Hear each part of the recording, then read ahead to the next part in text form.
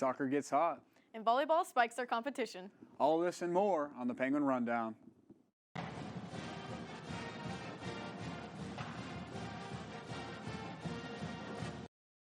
Hello, everyone, and welcome back to the Penguin Rundown. I'm John Ostopoulos alongside Katie Rogers-Vidala, and there is a lot to talk about for YSU sports this week, as well as a lot of new sports starting as well. Katie, can you tell me a little bit more about this? I know. I'm really excited. Bowling is right around the corner, and I know a lot of people are anticipating the men's and women's basketball team. I mean, they're starting in under a month. It's crazy, but seasons that are still progressing. Football last week was our first night game against North Dakota, and we unfortunately lost there right at the end. But it's homecoming week, so hopefully we can rejuvenate and just come out with the win against Indiana State this weekend. Yeah, you really want to look at another football team that has really turned things around late in the season. It is the women's soccer team. They have been absolutely unstoppable, defeating Green Bay and Northern Kentucky, and let's talk more about them. As the women's soccer team fired on all cylinders offensively to take down the University of Wisconsin Green Bay 3-0 on October 6, marking the most goals in a single game this season. For the Penguins, sophomore Elise Klein-Spindola and junior Justine Apollonia each scored their first career goals, while senior Abriana Rondon scored her first of the season.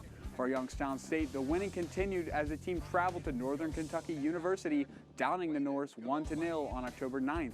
YSU was able to jump out in front of Northern Kentucky early in the first half from an early goal from Spindola, making it her second straight and the only player on the team with 2 goals on the season, as well as 5 points. As for the defense, junior Brooklyn Kirkpatrick stood tall in the net by saving 4 shots and tying the single-season record by posting her 5th shutout of the season. The soccer team looks to continue their 2-game winning streak as the team takes on Purdue Fort Wayne University on Thursday. To watch the game, check out ESPN+. This week, the men's golf team competed at the Bucknell Invitational in Lewisburg, Pennsylvania. The competition featured 19 schools in total and began last Sunday. Fifth-year senior Brian Corduple was a standout from the first day, shooting a 71, which was just 1 over par and placed him tied for 9th overall. Redshirt senior Cade Krebs was the next best Penguin from the day with a score of 76, which placed him tied for 55th overall. After the first day, YSU would be in 15th place and would look to improve that going into Monday. Corduple continued his strong performance on day 2, finishing tied for 4th individually. Freshman Ryan Sam stepped up on Monday with the second best finish for the Penguins with a score of 70 and tied for 36th overall. For final results of the Invitational, you can visit YSUsports.com. And up next, the men's golf team will have a week off, then wrap up October competition with a 2-day competition starting October 24th at the Daytona Beach Intercollegiate, hosted by Stetson.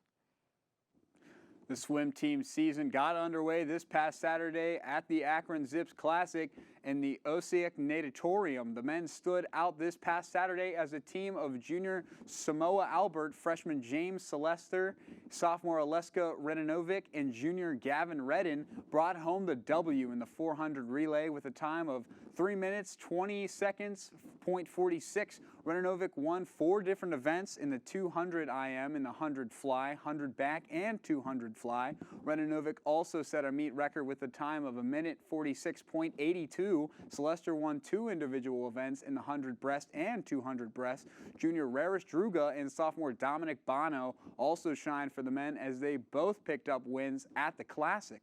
The team of Druga, Redden, and Renanovic and junior Darren Lang won the 200 free relay. The men's total team score was 1,398.5. As for the women, freshman Miriam Fraz turned in a really strong performance as she won the women's 500 free with a time of 4 minutes, 57.71 seconds. That time is the 3rd fastest time in YSU history.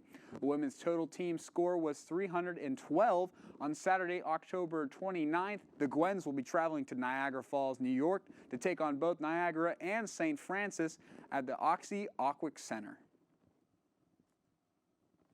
Now let's send it over to Cameron Stubbs and Kyle Wills for more on Swim and Dive. Welcome into the Penguin Roundtable. I'm Cameron Stubbs alongside Kyle Wills. And Kyle, we had a big weekend for the YSU Swim and Dive teams. We started off with the men at the Akron Zips Classic, hosted by the University of Akron, and we had a lot of wins for the men's team. What can you tell us about that? Yeah, well, with the men's team, Cameron, they had 11 total victories, and they were able to have 5 individual performers come out with victories over the weekend, and Alexa Radenovic was able to come out with 4 of those victories. And as you can see on your screen, he came out victorious in the 100 fly, the 100 back, the 200 fly, and the 200 IM. And along with Radenovic, James Slesher in his first collegiate meet was able to come out with multiple victories individually. As you can see, he came out victorious in the 100 breast and the 200 breast. And on top of that, they also had 3 other individual performers come out with victories, as Ware Struga, Soma Albert, and Dominic Bono all came out with victories. As Struga came out victorious in the 50 free, Albert came out victorious in the 200 free, and Bono came out in first place in the 400 IM. So to be able to have these individual performances from this team, it's definitely a great confidence booster for the swimming and diving teams. Big time consistency for the men's team, including they also had a 400 medley relay that they got the win in. Yeah, and on top of their individual performances, they were able to transition that into the relays over the weekend, and they were to come out victorious in the 400 medley the 400 medley relay, as you can see on your screen. They also came out victorious in the 200 free relay. And a lot of those individual performances that we mentioned earlier, they were able to transition that into the relays, and because of that, they were able to come out in first place as they were able to take down Denison and Xavier at the Akron Zips Classic. Now, it just wasn't the men this weekend, it was also the women. And what can you tell us about how their season started off? Well, the biggest showing from the women's team was from freshman Miriam Frass, who was able to come out victorious in the 500 free, and she also was in second place in the 1650 free. And just like Slesher, this is her first collegiate meet, and to be able to come out with the performance that she did, it's definitely going to be a great confidence booster, not only for her, but for the team and what the future holds for the swimming and diving team. And after that success last year, we hope that they can continue on and do it again. Katie and John, back to you guys. Thanks, Kyle and Cameron. Now we're going to head into volleyball, where the team welcomed fellow Horizon League opponent Robert Morris to the Beagley Center this past Friday and during their 6th 5-set match of the season. Despite dropping the 3rd and 4th set after a 2-0 lead, this battle would come in YSU's favor as they defeated the Colonials in the 5th set. After being named Horizon League Player of the Week last week, sophomore outside hitter Paula Gershing earned a terrific feat as she posted the most kills in a match by a Penguin in program history with 33. She finished with a .422 attack percentage on 64 total attempts while adding 20 digs. Gershing's performance is now the first 30-kill, 20-dig production in program history as well. Aside from Gershing, senior Josie Borer marked her 6th triple-double of the season, keeping the first-place spot in Division I in that category. Boren posted 12 kills, 25 assists, and 11 digs, and a career-high 8 blocks in the match against the Colonials. Recent starter freshman Julia Sell played outstanding in the front row, blocking 10 of RMU's attacks, the most blocks in a single match by a Penguin in 6 years. Sophomore setter Isabel Schaefbauer also contributed a notable performance with a double-double and 29 assists and 11 digs.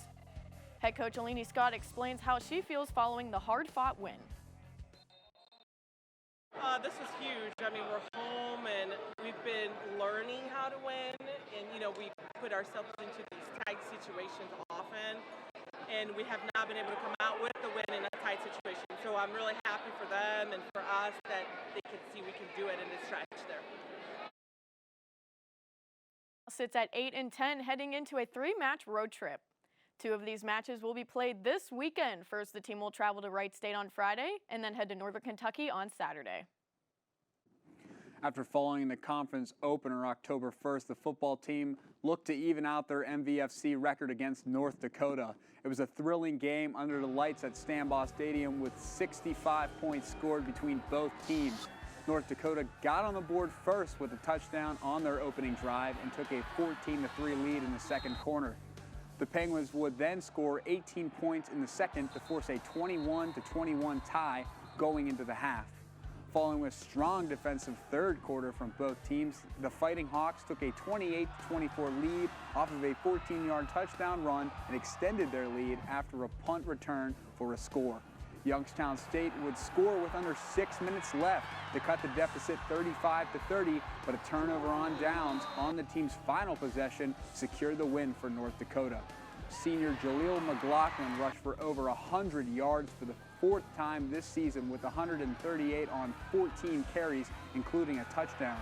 Junior Mitch Davison made his first start under center this season, completing 21 of his 32 passes attempted for 280 yards and 2 touchdowns. Junior Bryce Oliver was the favorite target of the evening, racking in 8 receptions for 88 yards and a touchdown. Redshirt freshman Max Tomzak also had a big day, collecting 79 yards and the team's second passing score. The football team will be back in action for the homecoming game Saturday, October 15th, when the team welcomes Indiana State. You can listen on 570 WKBN or ESPN+. Now, let's send it over to Caleb Ellison for the Player of the Week.